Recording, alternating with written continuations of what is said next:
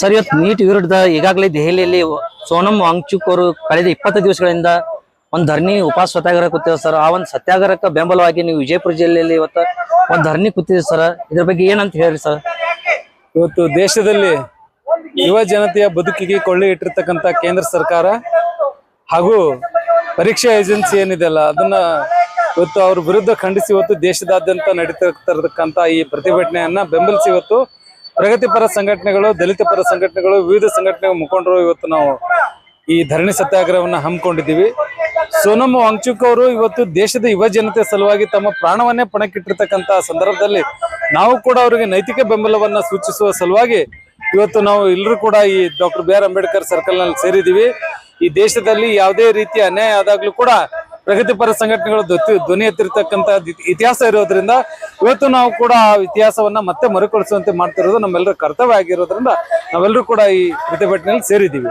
Sir, ಕೇಂದ್ರ ಸರ್ಕಾರದ ಈ ನಡೆಯನ್ನು ನೀವು ಎಷ್ಟರ ಮಟ್ಟಿಗೆ ವಿರೋಧಿಸ್ತೀರಿ ಸರ್?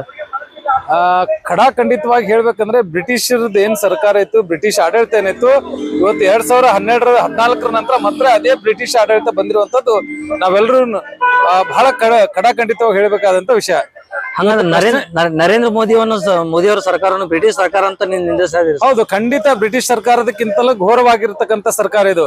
ಪ್ರಶ್ನೆ ಮಾಡಿದವ್ರನ್ನ ನೀವು ದೇಶದ್ರೋಹಿ ಅಂತೀರಿ, ಅದ್ರ ಬಗ್ಗೆ ಕೇಳಿದವ್ರನ್ನ ನೀವು ಜೈಲಿಗೆ ಹಾಕ್ತೀರಿ, ನಿಮ್ ಬಗ್ಗೆ ಯಾರಾದ್ರೂ ಮಾತನಾಡಿದ್ರೆ ಅವ್ರು ಜೈಲಿಗೆ ಹಾಕುವಂತ ಕೆಲಸ ಮಾಡ್ತೀರಿ. ಬ್ರಿಟಿಷರು ಕೂಡ ಅದನ್ನೇ ಮಾಡಿದ್ರು.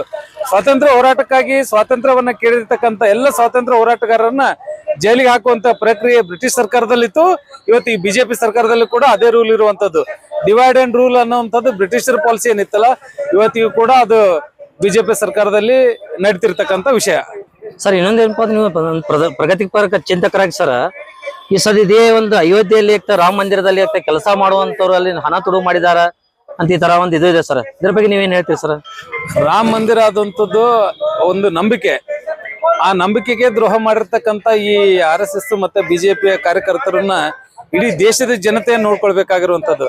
ಇವತ್ತು ರಾಮ ಮಂದಿರಕ್ಕೆ ಪ್ರತಿ ದೇಶದ ಪ್ರತಿಯೊಬ್ಬ ಪ್ರಜೆ ಕೂಡ ಅದಕ್ಕೆ ದೇಣಿಗೆ ಕೊಟ್ಟಿರ್ತಕ್ಕಂಥದ್ದು. ಆ ದೇಣಿಗೆಯನ್ನ ದುರುಪಯೋಗ ಪಡಿಸ್ಕೊಂಡಿರ್ತಕ್ಕಂಥ ಬಿಜೆಪಿ ಸರ್ಕಾರ RSS ಕಾರ್ಯಕರ್ತರನ್ನ ಬಹು ಕಠಿಣ ಶಿಕ್ಷೆಗಳಿಗೆ ಒಳಪಡಿಸಬೇಕು. ಈ ದೇಶದ ಜನತೆ ನೀಡಿರ್ತಕ್ಕಂಥ ಅನುದಾನವನ್ನ ಬಹಿರಂಗ ಪಡಿಸಬೇಕು, ಜನತೆ ಮುಂದಿಡ್ಬೇಕಂತ ಹೇಳಿ ಈ ಮೂಲಕ ಆಗ್ರಹಿಸ್ತಾರೆ. ಸರ್, ತಮ್ಮ ಹೆಸರು?